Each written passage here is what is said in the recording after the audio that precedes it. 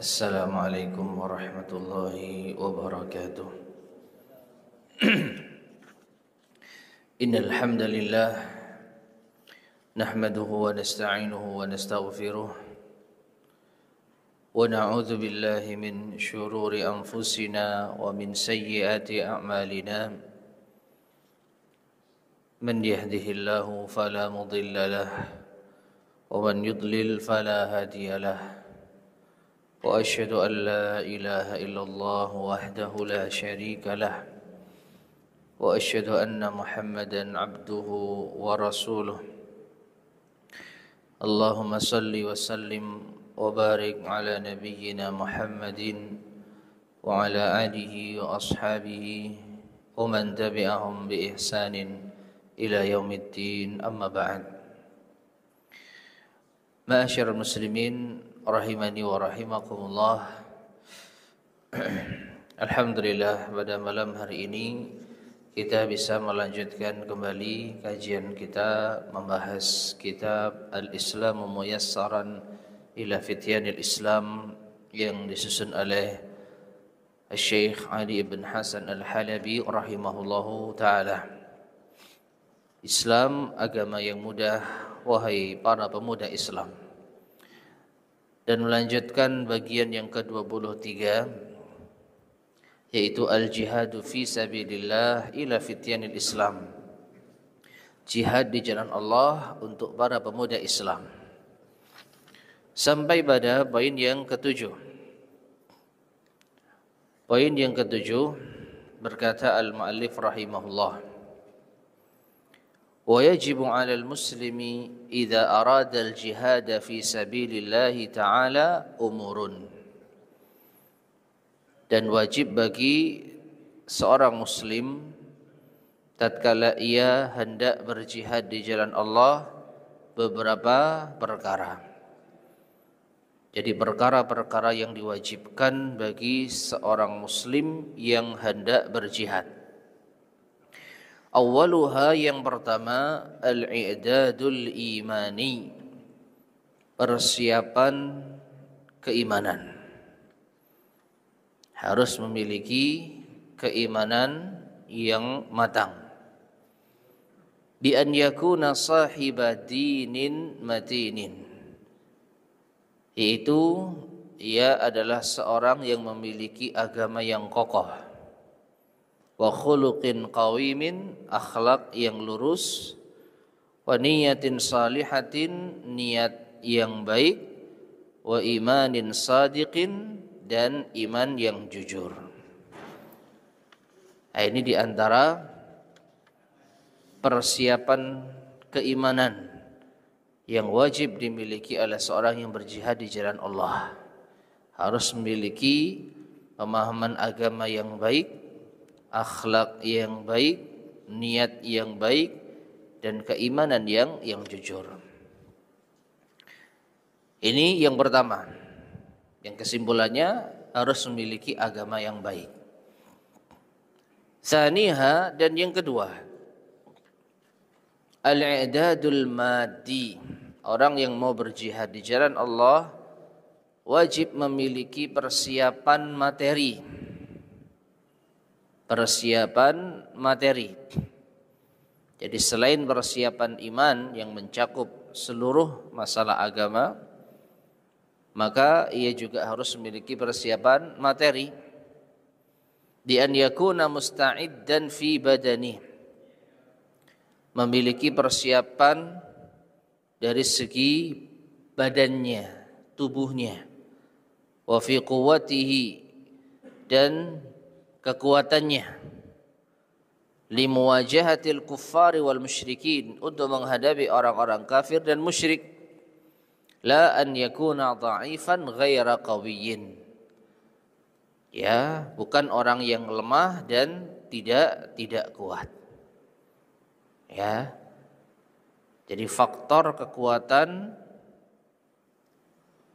yaitu tubuh, demikian pula kekuatan yang juga masuk di dalamnya adalah senjata. Ini di antara hal yang penting tatkala berjihad di jalan Allah Subhanahu wa taala. Karena orang yang lemah maka tentu akan menghalangi kaum muslimin di dalam melawan musuh. Ya, yang dibutuhkan itu kekuatan. Kemudian wahadzani naw'an minal i'dad maqsudani dhimna qaulillahi subhanahu mukhatiban al-mu'minin. Dan dua macam ini, yaitu kekuatan iman dan juga kekuatan materi, di antara persiapan yang dimaksud terkandung di dalam firman Allah Subhanahu wa taala yang ditujukan kepada orang-orang yang beriman. Allah berfirman, wa a'iddu lahum mastata'tum min quwwatin wa min ribatil khaili turhibuna bihi aduwallahi wa aduwakum. Ya. Dan persiapkanlah untuk melawan mereka orang-orang kafir apa yang kalian mampu berupa kekuatan dan kuda yang ditambatkan, yang dengan itu kalian menakut-nakuti musuh Allah dan musuh kalian.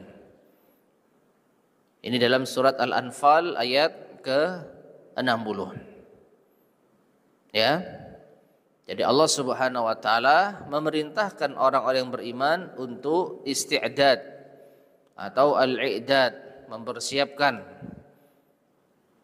untuk melawan musuh apa yang kalian mampu berupa kekuatan fisik dan juga ribatil khail, kuda yang ditambatkan, yaitu kendaraan, alat perang dan lain sebagainya. Wa turhibuna, dan yang dimaksud dengan turhibun tukhifuna alladzina yuqatilunakum, yaitu untuk menakut-nakuti orang yang memerangi kalian. Ya, kalau kita perang dalam kondisi yang lemah, dalam kondisi yang tidak memiliki persiapan materi yang memadai, ya tentu musuh akan berani. Musuh tidak memiliki rasa takut sedikit pun. Oleh karena itu butuh kekuatan fisik dan juga persiapan materi berupa kendaraan, persenjataan dan yang lainnya. Tujuannya diantaranya untuk menakut-nakuti musuh. Walaysa huwa tarwi al-aminin au taktilahum.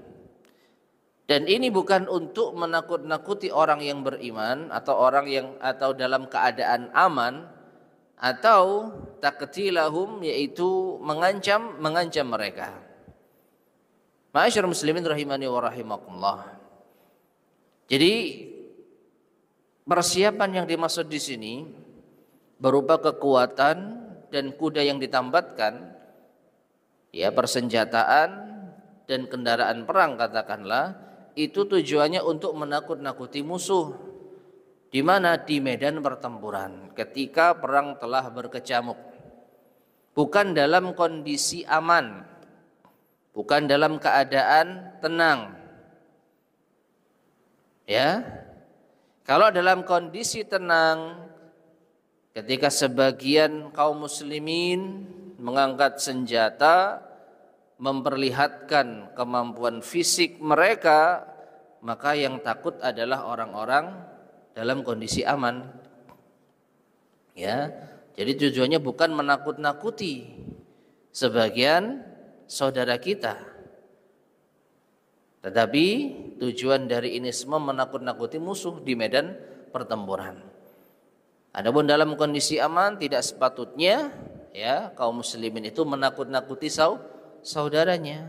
Bahkan terdapat hadis ancaman bagi orang yang mengacungkan senjata di hadapan seorang muslim, meskipun hanya bercanda, itu ada larangannya.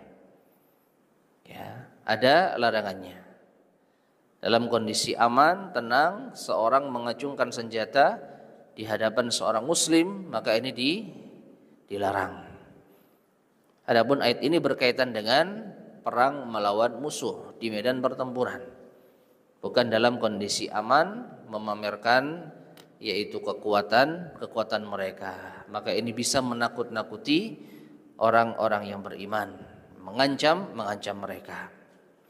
Nah, jadi yang pertama, orang yang berjihad harus memiliki persiapan iman.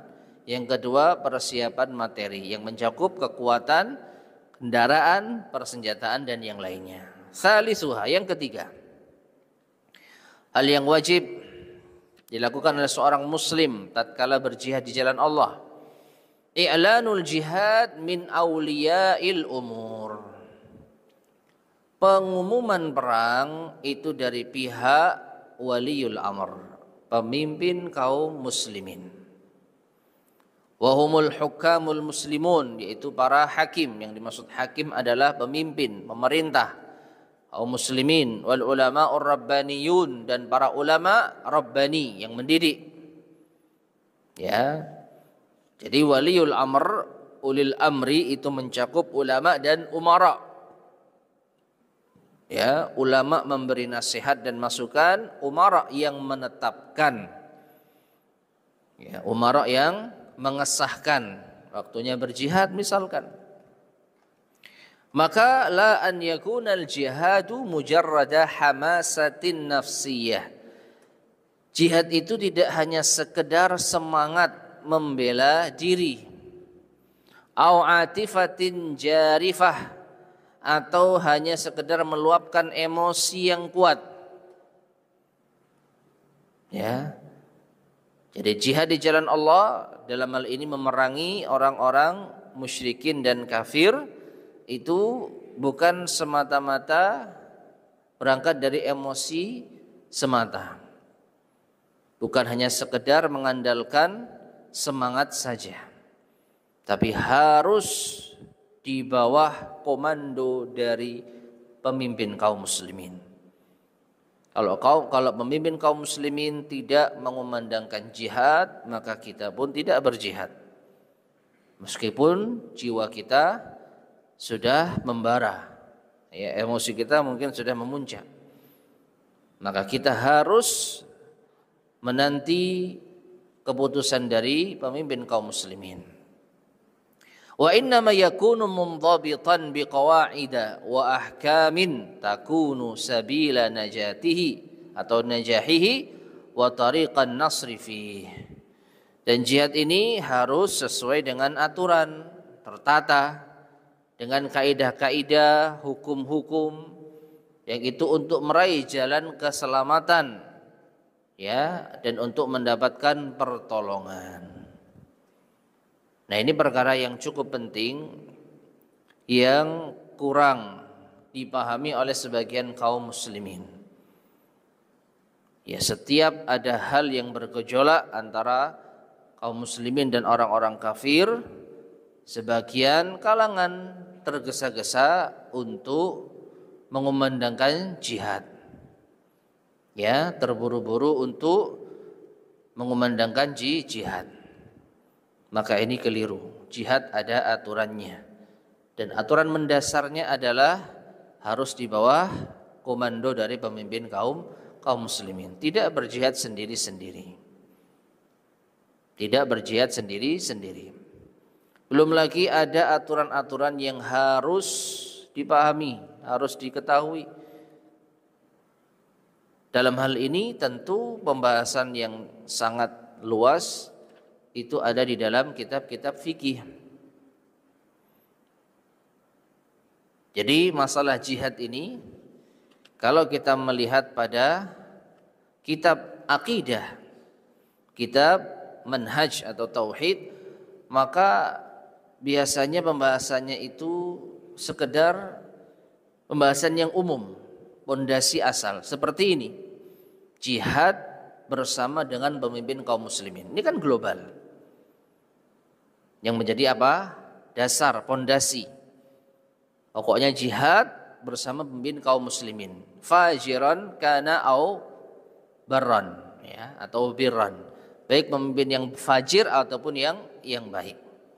Adapun perincian tentang jihad, maka sebagaimana ibadah-ibadah yang lain seperti sholat, puasa, zakat, haji itu ada syarat-syaratnya, ada rukun-rukunnya, ada kewajiban-kewajibannya, ada penghalang-penghalangnya, ada hal-hal yang dianjurkan, hal-hal yang dilarang, ya.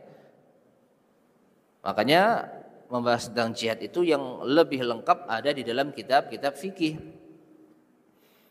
Belum lagi nanti kalau mendapatkan harta rampasan perang, bagaimana membaginya, diperuntukkan untuk siapa, dibahas secara rinci di dalam kitab-kitab fikih. Oleh karena itu di antara hal yang cukup memprihatinkan ketika sebagian kalangan mengecam sebagian kaum muslimin yang menuntut ilmu agama, belajar fikih misalkan. Kenapa kok hanya belajar fikih saja? Mana aksinya? Ya, mana aksi nyata kita membela kaum muslimin? Kok hanya duduk di majelis ilmu? Kok hanya ngaji saja? Maka mereka mungkin lupa atau bahkan tidak tahu jihad itu seperti ibadah yang lain, butuh ilmu. Ya, sebelum kita berangkat di medan jihad, kita harus mempelajari dahulu ilmu tentangnya. Sebagaimana sebelum kita melaksanakan sholat, kita harus tahu hukum-hukum tentang sholat, harus tahu hukum-hukum tentang taharah, harus tahu hukum-hukum tentang air. Baru kita bisa apa? Bersuci yang benar, sholat yang benar, dan berharap diterima oleh Allah SWT. Demikian dengan jihad. Apa syarat-syaratnya? Lalu apa hal-hal yang diwajibkan di dalamnya? Apa larangan-larangannya? Bayangkan ma'asyar muslimin rahimani wa rahimakumullah, kerusakan yang terjadi apabila orang melakukan jihad tanpa ilmu. Ya. Di antara contoh mudah, Nabi SAW melarang orang-orang yang berjihad itu menghancurkan bangunan, menghancurkan tempat ibadah. Dilarang membunuh anak-anak, dilarang membunuh orang tua, dilarang membunuh wanita, dilarang menebang pohon. Ini ada di dalam fikih jihad.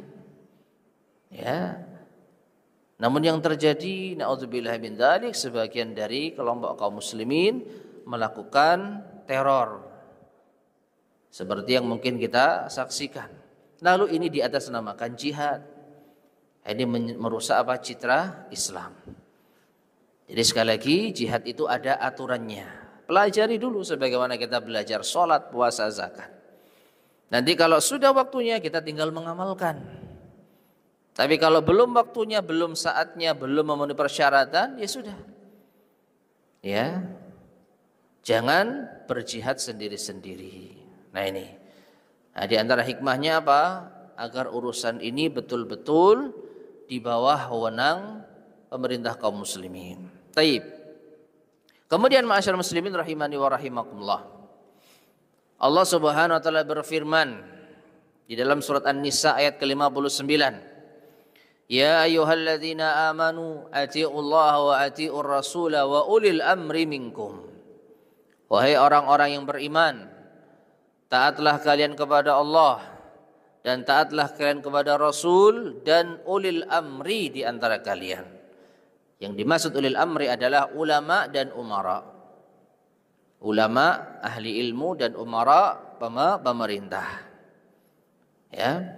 Jadi kalau pemerintah kaum muslimin belum mengizinkan untuk berjihad, maka tidak ada jihad. Ya. Wa qala sallallahu alaihi wasallam, dan Rasulullah sallallahu alaihi wasallam bersabda, innamal imamu junnatun, sesungguhnya imam, pemimpin itu adalah perisai. Yuqatalu min waraihi wa yuttaqa bihi. Ya. Orang itu berperang bersamanya, di belakangnya, dan dijaga ketakwaannya. Fa in amara bi taqwallahi wa adal fa inna lahu bidzalika ajran. Kalau pemimpin, kalau imam itu memerintahkan untuk takwa kepada Allah dan bersikap adil, maka ia mendapatkan pahala.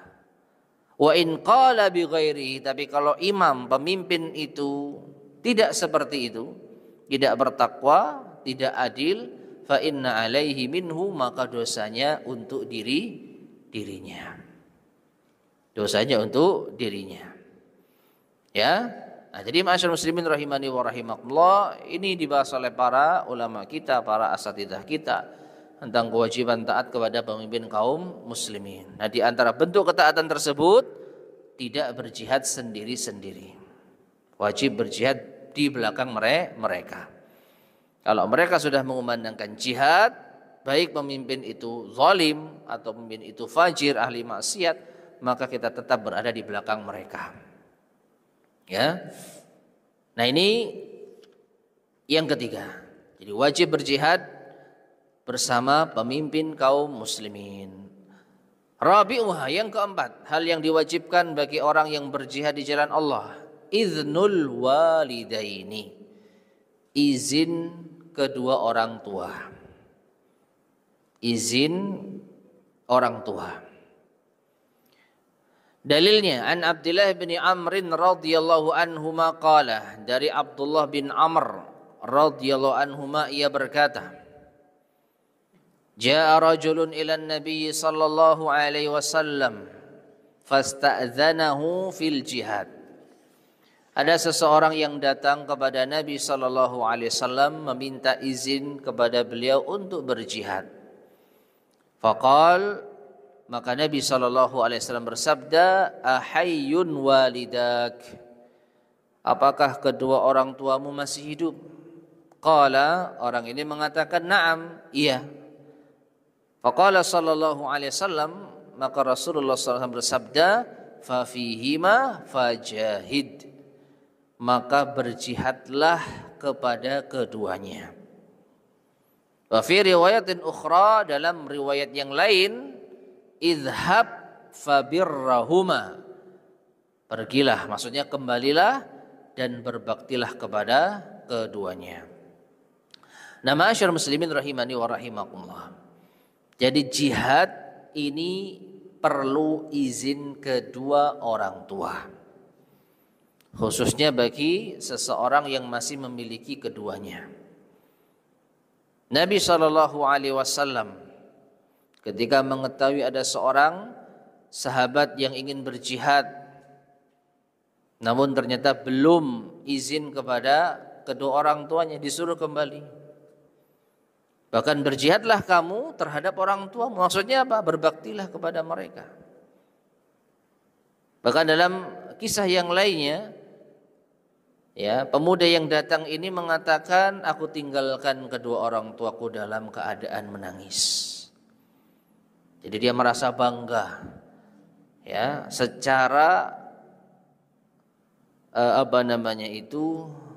perasaan, ya, secara niat dia merasa ini hal yang luar biasa. Kenapa? Dia rela mengorbankan kebahagiaan orang tua demi agama. Karena secara logika ini, wah, luar biasa ini. Pemuda ini lebih cinta agamanya, lebih rela mati dibandingkan dengan kedua orang tuanya. Nah, ini kalau apa? Hanya modal semangat. Ya. Bahkan dia merasa bangga meninggalkan kedua orang tuanya, menangis demi membela agama Allah Subhanahu wa taala. Namun ternyata itu justru salah.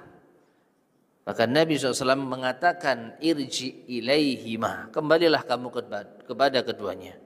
Wa adhikhuma kama abkaitahuma, buat mereka berdua tertawa sebagaimana engkau tinggalkan mereka dalam keadaan menangis.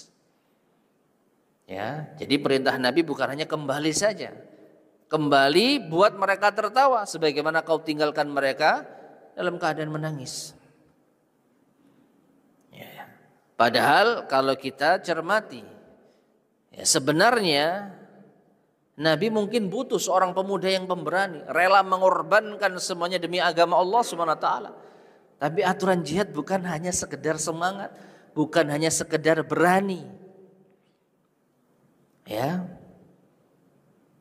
Bahkan berbakti kepada kedua orang tua itu amalan yang paling afdal setelah apa? Tauhid dan salat.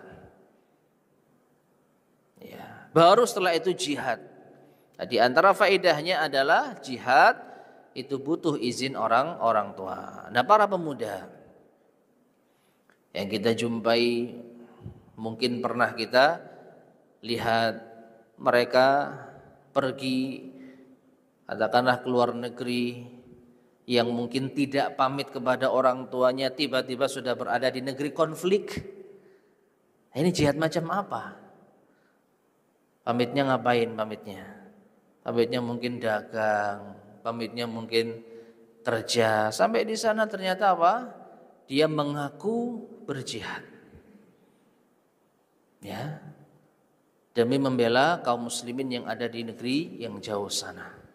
Sekali lagi kita tidak meragukan semangatnya.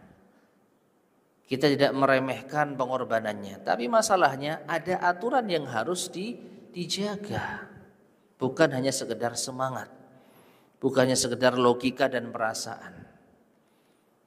Ada ilmunya. Nah, oleh karena itu Nabi SAW sangat keras dalam hal ini. Ya, kembalilah dan berjihadlah kamu kepada kedua orang tuamu. Waqad qala ulama, dan sungguh para ulama mengatakan, dalam hal ini al-muallif rahimahullah menukil penjelasan dari Imam Ibnu Hajar al-Asqalani rahimahullah.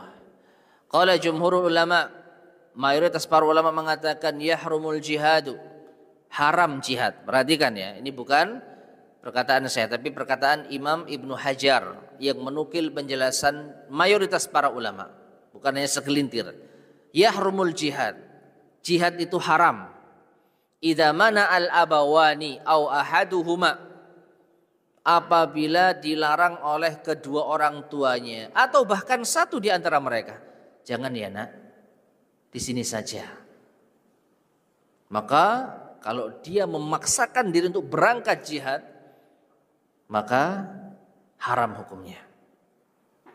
Haram hukumnya. Ditambah lagi dia berjihad tidak bersama pemimpin kaum muslimin yang ada di negerinya tentu saja. Ya, dia pergi ke negeri konflik misalkan, tidak izin pemerintah, tidak didukung oleh pemerintah, dan tidak mendapatkan izin orang tua. Nah ini. Jadi haram hukumnya menurut mayoritas ulama. Bisyarti an yakuna muslimain.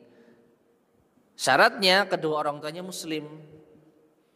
Lianna birrahuma fardu ain. Karena apa? Berbakti pada orang tua itu fardu ain. Wajib bagi setiap muslim.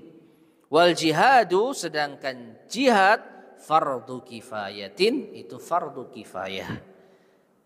Jika sudah ada sekelompok dari kaum muslimin yang turun untuk berjihad, maka gugur kewajibannya bagi yang lain. Misalkan pemimpin kaum muslimin membutuhkan pasukan sebanyak 1.000. Kuota yang ditetapkan untuk berangkat jihad 1.000 orang. Maka yang wajib hanya 1.000 saja. Ya. Yang lainnya gugur kewajiban. Itu namanya fardu kifayah. Adapun berbakti pada kedua orang tua itu fardu ain. Setiap kita dituntut untuk berbakti kepada kedua orang tua. Nah, ya, ini ma'asyar muslimin rahimani wa rahimakumullah, 4 hal yang wajib dilakukan oleh orang yang akan berjihad di jalan Allah. Kemudian poin yang ke-8, wal wajibu 'alal muslimil mujahidi, dan wajib bagi seorang muslim yang berjihad an takuna niyatuhu fi sabilillahi khalisatan. Niatnya berperang di jalan Allah itu harus ikhlas. La yuridu mujarradas sum'ati wa izhara syaja'atin nafsi. Tidak hanya berharap atau tidak berharap, yaitu as-sum'ah, agar namanya didengar, ya, agar namanya disebut. Tidak hanya sekedar mengharap reputasi, atau menampakkan keberanian dirinya. Ya, dan pernah kita sampaikan ya kalau tidak salah, justru golongan pertama kali yang akan disidang di hadapan Allah Subhanahu wa taala mujahid. Orang yang berjihad di jalan Allah menurut apa yang dilihat oleh manusia. Ya. Namun ketika dia disidang di hadapan Allah Subhanahu wa taala, Allah singkap niat sesungguhnya. Allah Subhanahu wa taala mengatakan, "Walakin fa'alta li an yuqala jari. Walakin qatalta li an yuqala jari." Ya, engkau berperang itu agar disebut sebagai orang yang pemberani. Itu niatnya. Lalu apa yang terjadi? Fasuhiba ala wajhihi faulqiya finnar. Diseret wajahnya lalu dimasukkan di dalam neraka. Ya, padahal jihad kalau niatnya ikhlas, meninggal atau mati di jalan Allah, mati di medan pertempuran, balasannya surga. Kalau niatnya ikhlas, tapi karena tidak ikhlas, maka dia dihukum dengan kebalikannya, dimasukkan ke dalam neraka. Maka ini diantara hal yang tadi telah kita sampaikan. Kewajiban pertama persiapan dari segi iman. Tata dulu hatinya, niatnya. Untuk apa dia berjihad? Apakah semata-mata hanya ingin pamer kekuatan? Hanya ingin mendapatkan julukan sang pemberani? Ya ini. La yuridu bi jihadihi al-asabiyatal wataniyah. Demikian pula di antara niat yang tidak baik selain hanya sekedar ingin pamer kekuatan, ada kalanya orang yang berjihad itu demi membela golongan atau kaumnya, fanatik terhadap kelompoknya atau kaumnya. La yuridu bi jihadihi syai'an min syu'unid dunya az-zailah.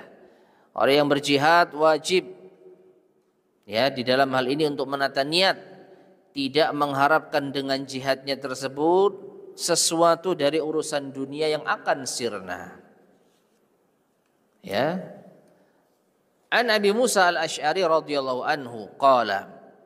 Dari Abu Musa al-Asy'ari radhiyallahu anhu qala, ia berkata, Ja'a rajulun ilan Nabi sallallahu alaihi wasallam.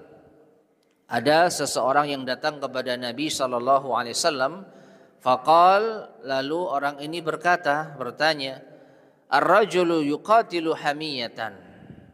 Ada orang yang berperang itu untuk membela kaumnya. Ya, untuk membela golongannya. Wa yuqatilu syaja'atan. Ada yang berperang untuk menunjukkan keberaniannya, untuk menampakkan kekuatannya. Wa yuqatilu riya'an, dan ada orang yang berperang itu ingin agar dipuji, agar dilihat oleh manusia. Fa ayyu dzalika fi sabilillah, maka dari ketiga hal ini mana yang termasuk di jalan Allah? Maka Nabi SAW berkata, man qatala litakuna kalimatullahi al-ulya fahuwa fi sabilillah. Barang siapa yang berperang agar kalimat Allah itu menjadi tinggi, maka dialah yang berperang di jalan Allah. Artinya dari tiga pertanyaan ini tidak ada satupun yang termasuk fi sabilillah. Hanya sekedar membela kaum dan golongannya, hanya sekedar menampakkan kekuatannya, hanya sekedar ingin mendapatkan pujian, maka tiga-tiganya bukan fi sabilillah. Ya. Jihad fi sabilillah itu apabila tujuannya untuk meninggikan kalimat Allah, agar Allah disembah, agar agama Allah itu nampak di muka bumi. Bukan hanya sekedar kepentingan duniawi yang tadi kita sebutkan. Ya. Maka kata beliau rahimahullah, faman waqa'a fi nafsihi minal mujahidina ma'nan min tilkal ma'ani al-munharifah an maqsadil jihadi wa ghayatih. Maka barang siapa yang di dalam jiwanya Dari orang-orang yang berjihad tersebut terdapat makna dari makna-makna yang menyimpang dari maksud dan tujuan jihad tadi, ya, falyusahhih niyatahu, maka perbaikilah niatnya. Wal yad'u rabbahu, berdoalah kepada Tuhannya, wal yujahid nafsahu, dan perangilah jiwanya. Ma'asyiral muslimin rahimani wa rahimakumullah. Ini yang kita sampaikan pada pertemuan sebelumnya. Sebelum berperang di jalan Allah secara fisik dengan musuh, ada jihad yang tidak kalah pentingnya, bahkan jihad yang paling penting dari itu semua, apa? Memerangi hawa nafsu. Ya. Secara kekuatan mungkin kita memiliki yaitu kesiapan. Secara fisik, secara materi, enggak ada yang kurang. Tapi ternyata iman kita belum sepenuhnya baik. Niat kita belum sepenuhnya ikhlas. Maka jangan langsung loncat jihad dengan senjata dulu. Jihad dulu dengan apa? Ya, melawan hawa nafsu, menundukkan hawa nafsu. Dan ini sudah kita sampaikan di pertemuan sebelumnya. Ya, tingkatan-tingkatan jihad. Yang pertama dan yang paling dasar, jihad melawan hawa nafsu. Kemudian jihad melawan syaitan. Baru jihad melawan orang-orang kafir dan musyrik. Jangan loncat langsung ketiga tanpa mempersiapkan yang dua sebelumnya. Akhirnya apa? Niatnya keliru. Yang penting terlihat gagah, terlihat kuat, mampu untuk menghabisi musuh. Bukan itu tujuan jihad. Bukan hanya sekedar itu. Tapi tujuannya adalah untuk menegakkan kalimat Allah, agar Allah disembah, agar orang-orang yang berbuat syirik musnah. Nah ini ya, jadi perbaiki dulu niatnya. Oleh karena itu sekali lagi, masalah niat ini masuk di dalam berbagai macam permasalahan agama. Masuk dalam ibadah, sholat, puasa, zakat, haji, umrah. Demikian pula masuk di dalam jihad. Innamal a'malun binniyat. Ya, sungguhnya amal itu tergantung apa? Niatnya. Ya, maka orang yang sholatnya tidak lillah ditolak sholatnya. Demikian pula orang yang berjihad tidak lillah, kemudian dia mati, maka bukan mati syahid yang didapatkan. Nah, kemudian yang kesembilan, poin yang kesembilan, berkata al-mu'allif rahimahullah, walil jihadi fawaidu azimatun fid dunya wal akhirah, dan jihad ini memiliki faidah, keutamaan yang besar di dunia dan di akhirat. Nah ini mungkin bisa dijadikan sebagai sarana meluruskan niat. Ya, faedah-faedah jihad ini mungkin bisa dijadikan sebagai sarana untuk meluruskan niat. Boleh. Minha, di antara faedah jihad, annahu min ahammi a'malil Islam, termasuk di antara amalan Islam yang paling penting. Sebagaimana hadis yang pernah kita sampaikan kemarin, Ra'sul amri al-Islam wa amuduhu shalah wa dzirwatu sinamihil jihad. Pokok dari segala urusan itu Islam, tiang penyangganya salat, dan puncaknya adalah jihad. Ya.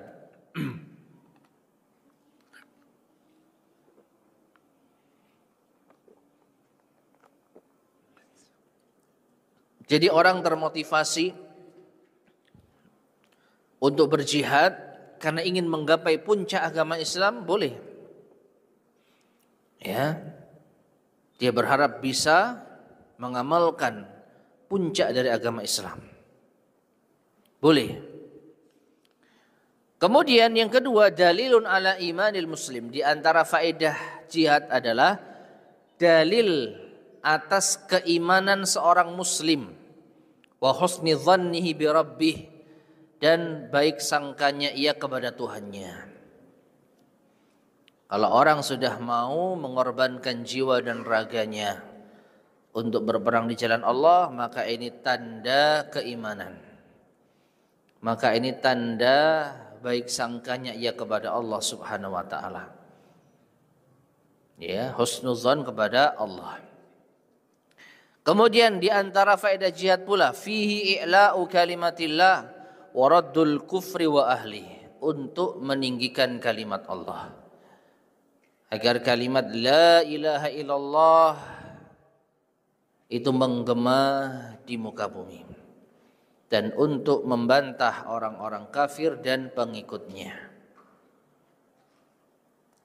Kemudian di antara faedah jihad pula imtihanu nufusil muslimin wa darajati imanihim, untuk menguji jiwa kaum muslimin dan menguji tingkat keimanan mereka. Ketika ada panggilan jihad yang sudah sesuai dengan aturan agama, sekali lagi sudah diumumkan oleh pemimpin kaum muslimin, diizinkan oleh kedua orang tua. Lalu bagaimana perasaan kita terhadap jihad? Kalau ada perasaan ingin berjihad, maka ini tanda jiwa kita insya Allah jiwa yang baik. Insya Allah keimanan kita keimanan yang baik. Ya, ini faedah yang keempat. Yang kelima, di antara faedah jihad min asbabil izzati wal karamati fid dunya, di antara sebab kemuliaan di dunia. Ya, orang yang berjihad di jalan Allah itu mulia. Namun perhatikan, bukan dia niatkan untuk mendapatkan pujian.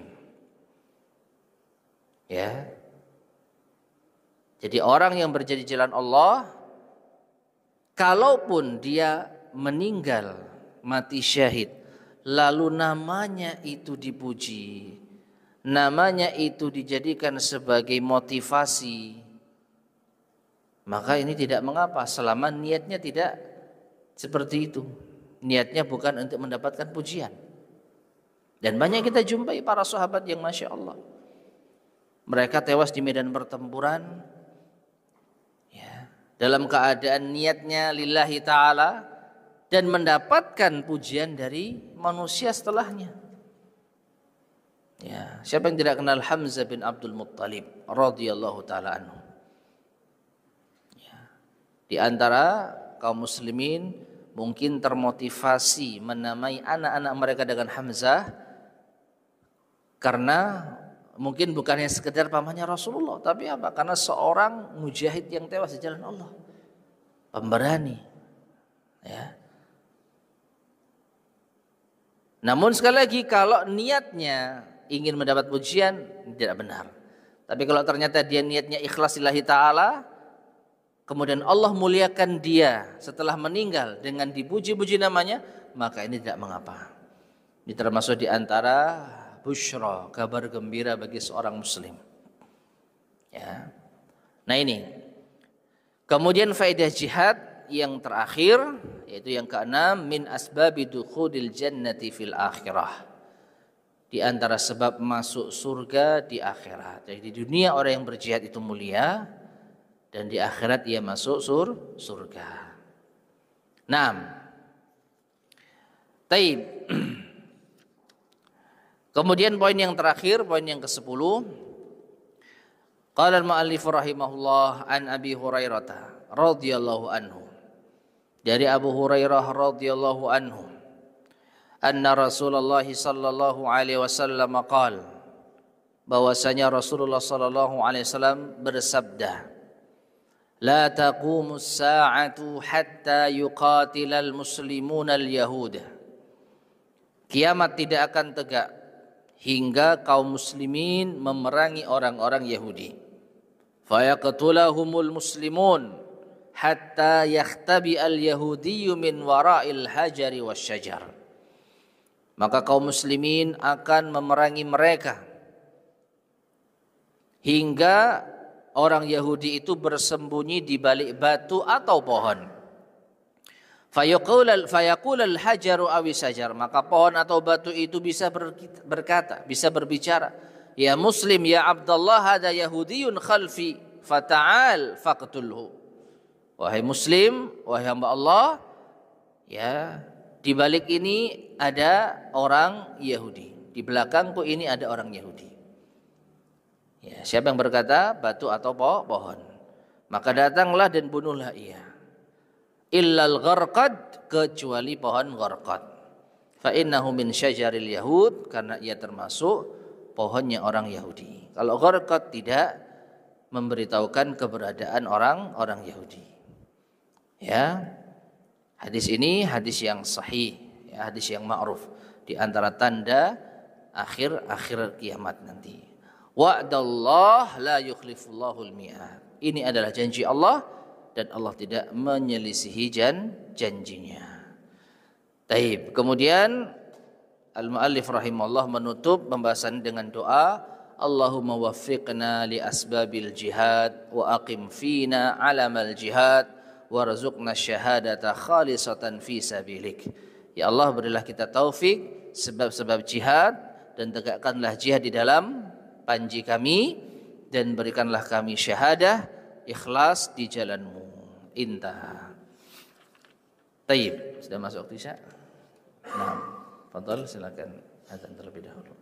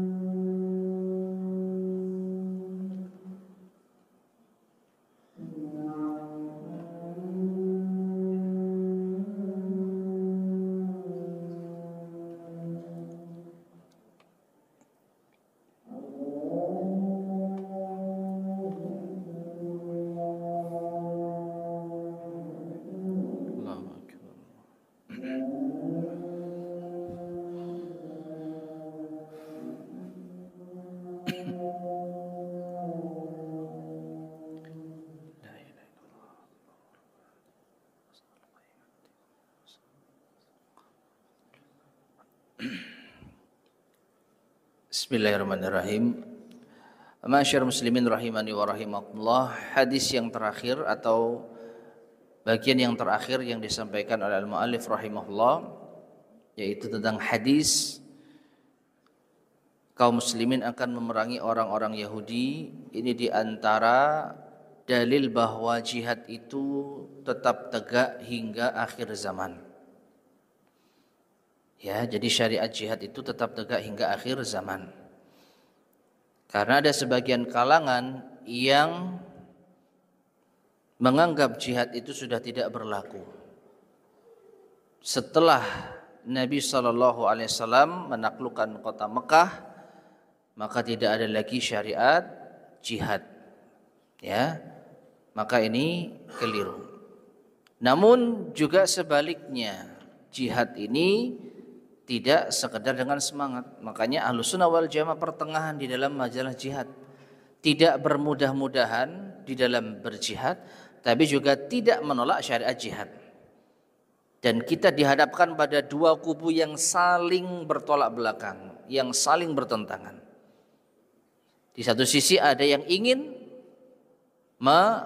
menihilkan jihad. Ya, dengan berbagai macam syubhat. Dengan berbagai macam alasan Islam ini cinta damai, jadi sudah enggak ada lagi perang dan lain sebagainya. Ya, di satu sisi ada yang kelewat batas di dalam apa? Berjihad. Semua dianggap jihad. Bahkan demonstrasi pun ada sebagian kalangan yang menganggap itu jihad. Waliyadzubillah. Maka Ahlussunnah wal Jamaah pertengahan. Jihad akan tetap tegak di muka bumi ini dengan izin Allah, namun ada aturan-aturannya. Tidak bermudah-mudahan, namun juga tidak meremehkan bahkan menghilangkan syariat jihad. Kapan? Ya, Allahu a'lam bishawab. Yang jelas aturannya jelas. Ketika pemimpin kaum muslimin sudah mengumandangkan, kemudian kalau itu terkait dengan pemuda yang memiliki orang tua dapat izin dari orang tuanya, bismillah. Tapi kalau keduanya belum terpenuhi, ya sudah. Setidaknya kita ada yaitu semacam semangat di dalam jihad fisabilillah. Meskipun sampai mati kita enggak jihad, enggak ada masalah. Ya, yang penting ada semangat di dalam membela agama Allah Subhanahu wa taala. Wallahu taala alam bissawab. Baik, ma'asyar muslimin rahimani wa rahimakumullah. Inilah akhir pembahasan bagian yang ke-23. Insyaallah akan kita lanjutkan pada kesempatan berikutnya, bagian terakhir di dalam kitab ini, yaitu al-mautu ila fityanil Islam, kematian ya untuk para pemuda Islam. Baik, sebelum kita akhiri, barangkali ada yang ditanyakan, tafadhal silakan.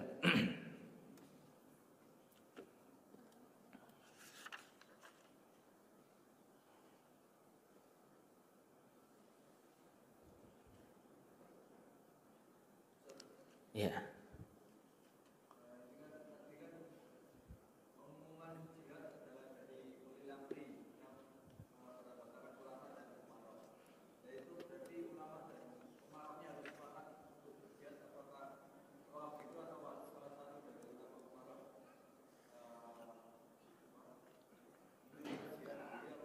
Ya. Memang menurut istilah yang dimaksud dengan ulil amri itu orang yang memiliki kompetensi di dalam urusannya.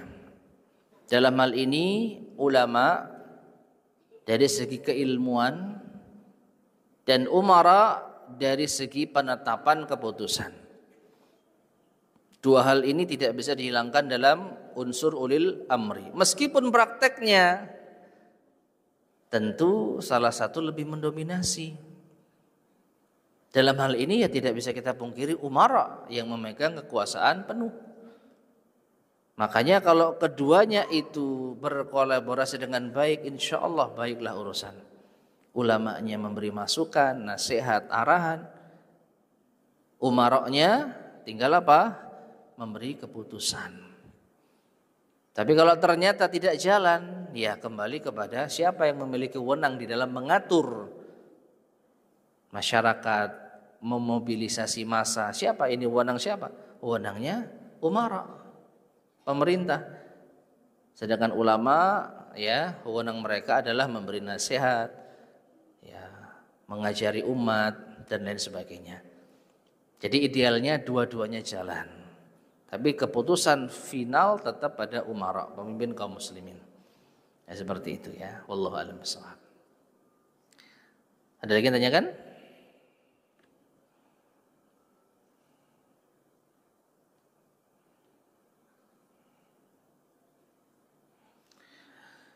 Baik, jika tidak ada, kita cukupkan sekian. Mudah-mudahan bermanfaat. Kurang lebihnya saya mohon maaf. Kita akhiri. Subhanakallahumma bihamdika asyhadu an la ilaha illa anta astaghfiruka wa atubu ilaik. Alhamdulillahirabbil alamin.